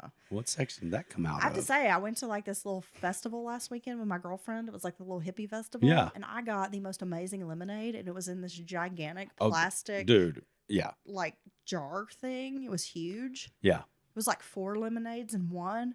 I drank the shit out of that lemonade. Fresh squeezed lemonade with just the right amount of sugar. Oh, it was so good. Holy cow. And then I dude. almost immediately regretted it because then I realized that there were porta potties at the festival. And then I had drank all this lemonade and I really had to pee, but then I had to hold it for like the rest of the day because I was What? not going to go in the porta potty. Yeah, okay. Go somewhere and pee right quick and I'll come just back. get a bladder infection. I'm fine. You still run around with your eyeballs floating, sucking on this lemonade. It's true. That's exactly how it was. Oh my god. I was even like, do you think I can hide behind your van and pee into this empty cup now? Yeah. She was like, just go to the fucking bathroom. Like, I can't Just do it. hover, dude. I can't do It it. couldn't have been that bad. You won't use one, period, right? I have A phobias. porta john, you will not go in I one. just can't. It is a germ fest. All right, let's go. But today, there's nothing. There's no ice cold lemonade. There's no happy kids. No happy wife. There's no Not wife who even has to pee. Not even an unhappy wife. Not even a wife who has to pee. So he knows something is wrong. Plus, the screen door was locked, and it was never locked. Carl called out for his wife, but no one answered. He had to rip the door off and enter into the house. Inside, Carl ran to the bathroom to discover his 9-month-old daughter, Natalie, floating face down in the water. Oh my god, dude. Since Carl had intentionally not installed a phone at the house, he had to dash to a neighbor's house by car to call for help. What? Whoa. Why would you do that? I mean, I guess Carl had some reasoning, but I can't imagine. You need to be able to reach out for emergency, help, fire. Well, I agree. Maybe he's just trying to make it like a palace of solace or something. Maybe. Or maybe he thought they might get prank calls. I mean, this was a big story in the news. Unwarranted solicit. You know, I don't know. I forgot. Oh, that could be the reasoning. They Just could be stay. getting like harassing phone calls. I Yes. mean, I don't know. That was just No, that's where good. my brain went. That's a good point. Harvey Wood, the neighbor who lived about a half mile away, was putting away tools when Carl pulls up in his driveway. Now, he agrees to accompany Carl back to the house, but first called to the police in Fairfield and reported the incident. Father Brannigan, the parish priest, arrived soon after to console Carl. And now I'm not sure how this priest got this information, Very quickly. but very quickly finds out. And, you know, he's got this relationship now with Carl and the family. The police chief named Gould arrived a few minutes later and entered into the house. Carl waited outside. The police chief found Natalie in the tub, then made his way into the living room where Michael John was wrapped in a blanket on the couch. Their other child, Kathleen, was locked in the bedroom, wrapped in a blanket, but she was naked with a blanket wrapped around her. Father Brannigan appeared at the door to tell Carl, "They're all gone, they're all dead." And he stepped back inside to give the children their last rites. Carl was overheard weeping, and he said, quote, "I just wish she could have left me just one of them." Oh my God. This man's had 6 kids, and they've all their lives have been taken by their mother, his wife, Before the age of 7. before the age of 7. Wow. I mean, this man's been through it. No, and just even, and he tried. I mean, and Carl has some shortcomings, and he's played his part in this, I think.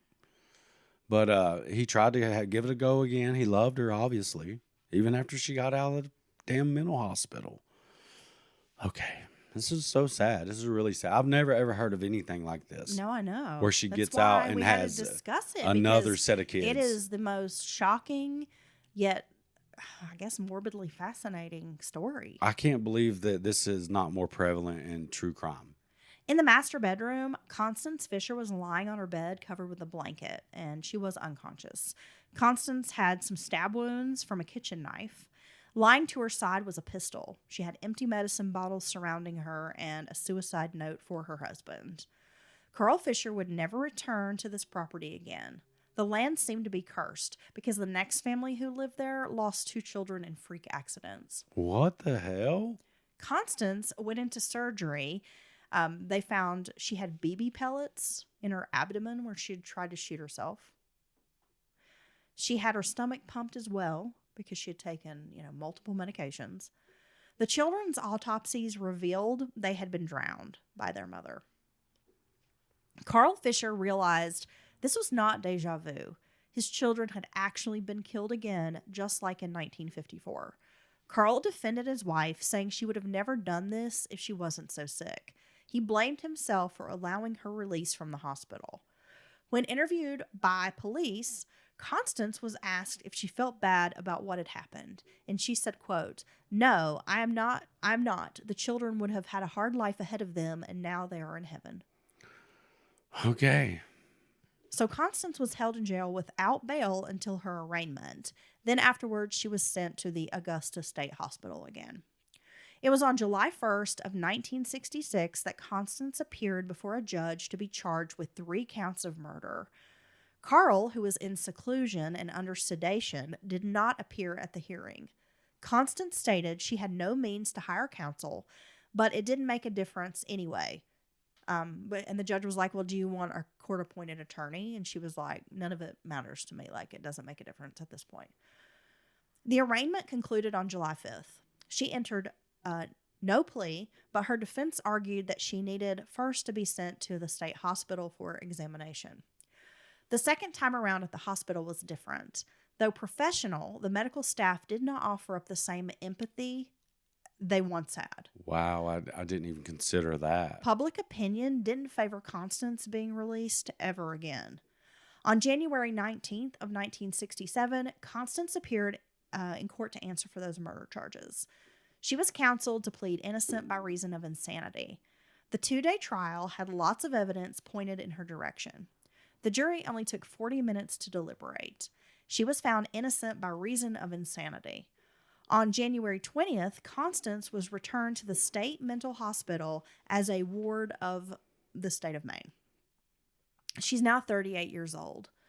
Letters become infrequent and visitors stop coming, and Constance mostly keeps to herself, though sometimes she is spotted having conversations with no one. Carl remains her only devoted visitor.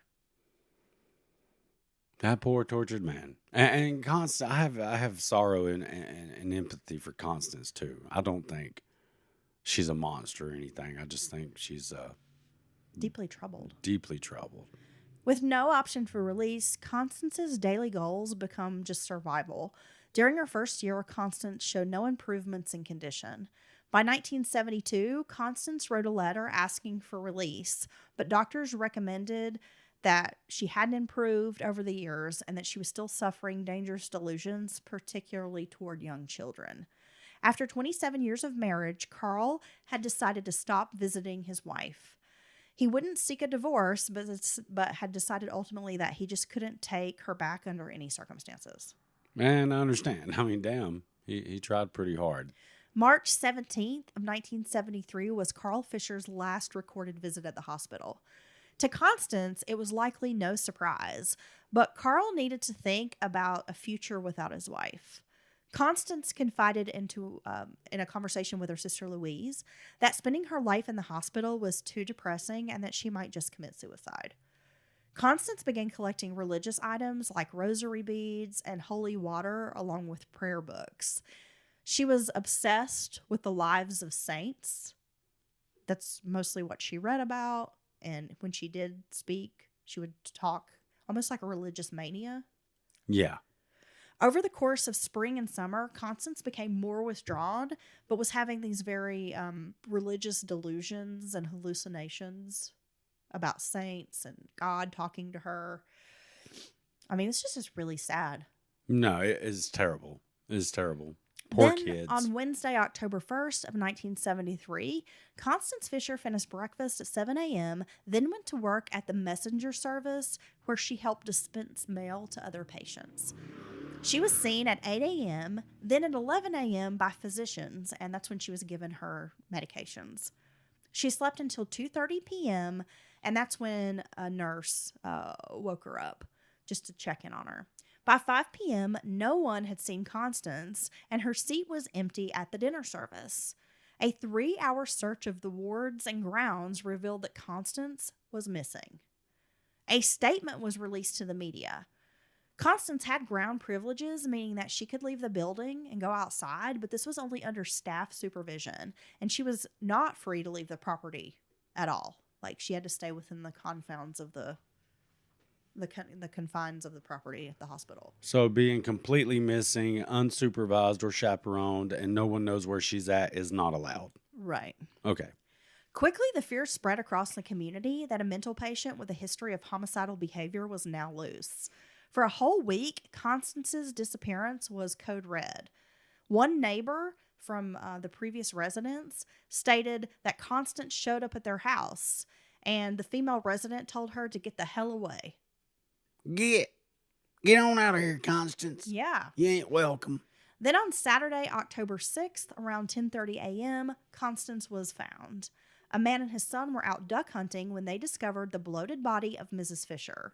It was caught in reeds washed up along the bank of the Kennebec River in South Gardiner. The body had been in the water for several days. Constance Fisher had finally succeeded in taking her own life. As with the death of her children, she met her end by water. 2 days later, Constance's funeral was held at St. Bridget's Church in North Vassalboro, where Carl was now a member. Her remains were interred with the 6 children, and to the left was a spot for Carl. The Marcoux moved to Arizona, hoping to forget the painful tragedy of losing 6 grandchildren and the foster daughter they raised.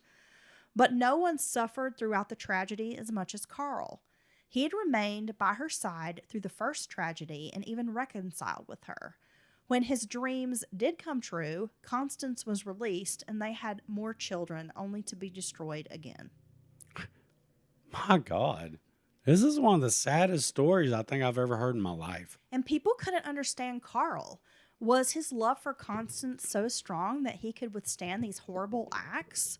Was he mentally ill? An enabler?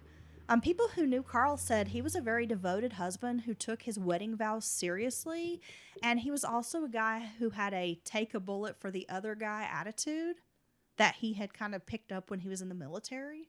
Certainly tried about as hard as anyone could, even if it was misguided at times. He stood by his wife because that was just in Carl's character. I mean, everybody who knew him well knew that was just the kind of guy he was. Baby, I'd never leave your side. Carl ever. was stunned by Constance's suicide and never really got over it. Now, he was eventually diagnosed with a neuromuscular disorder, but continued working as a cook at the railroad until 1980.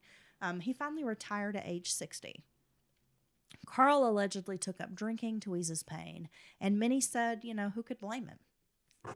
Yeah, I mean, really, that's about tenfold tragedy that anyone's ever had in their life. Carl died on September 26th, 1990. He suffered a cardiac arrest, and those who knew him best said that he had died of a broken heart.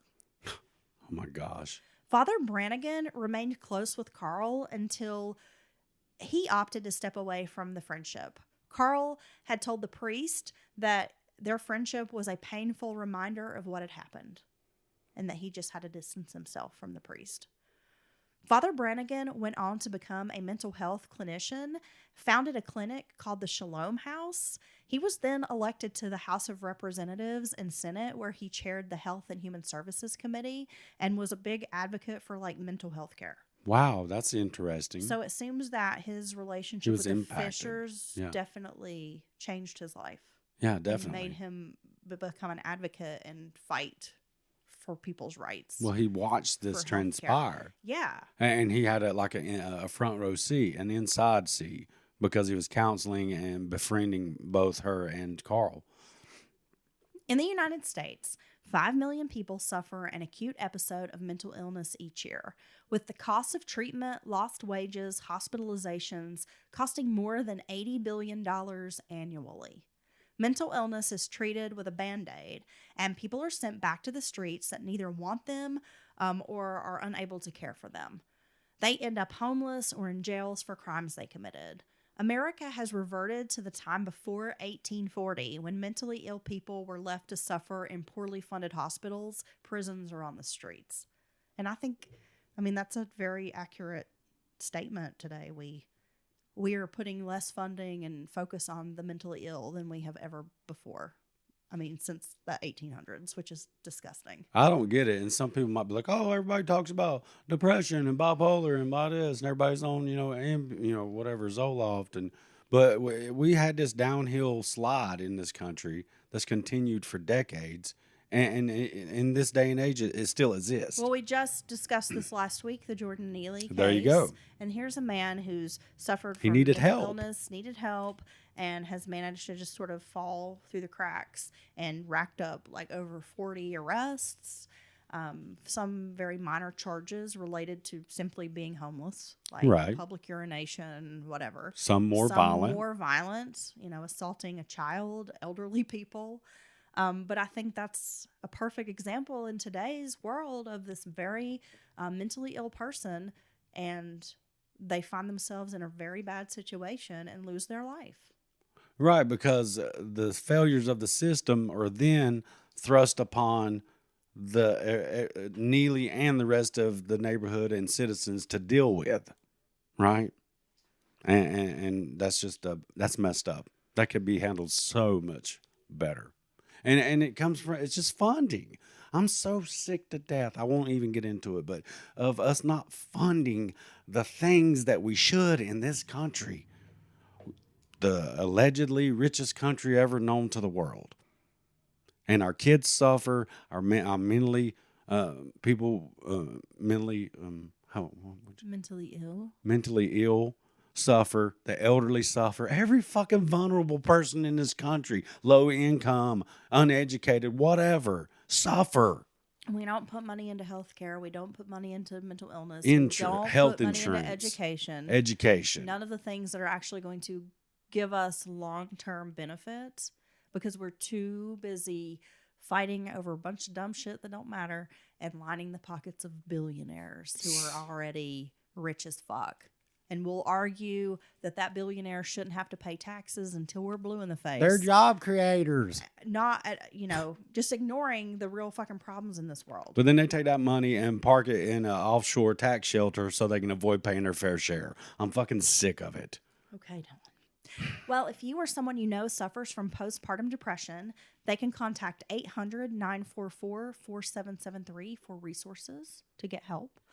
And my resources for today was a book called The Constance Fisher Tragedy, written by Bob Briggs.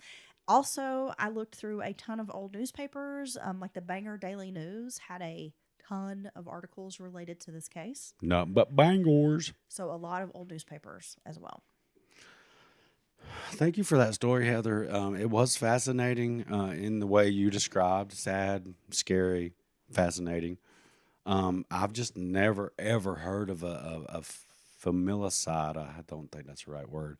That went quite like this. Of course, it brought to my mind Andrea Yates's case. Very, very similar. She's at home. He's off working. She has 5 kids. She's drowning in the pressure of it all, needing help, and boom. But the fact that she went to the mental institute and got back out and had more kids, and it happened again, you can't make that up. If you made that into a movie script, people would be like, that's too much. It's too fantastical. People are not going to believe it. So I really appreciate your story. But it kind of hit me hard. I think I'll be processing this one for a while. It's a very disturbing and sad situation. And now they got the somber part out of the way. If you have a scary nun story, hit me up at mountainmurderspodcast@gmail.com. We need to dish on this. I want to talk about these nuns. I need to know if they're real. And we'll discuss it on the midweek. Okay. All right. Thank you for listening. And thank you, Heather, for all your hard work. And I can't wait to do it again. Thanks. And I appreciate folks listening. I am a little hopped up on medication right now, so I feel a little out of it. And you did good. I was trying to not cough through the entire episode. Yeah. And I'm a little stuffy, so I appreciate everybody hanging around, hanging in there. She'll be less naughty next time. Let's hope. Okay, Dylan, you have a great week. You too.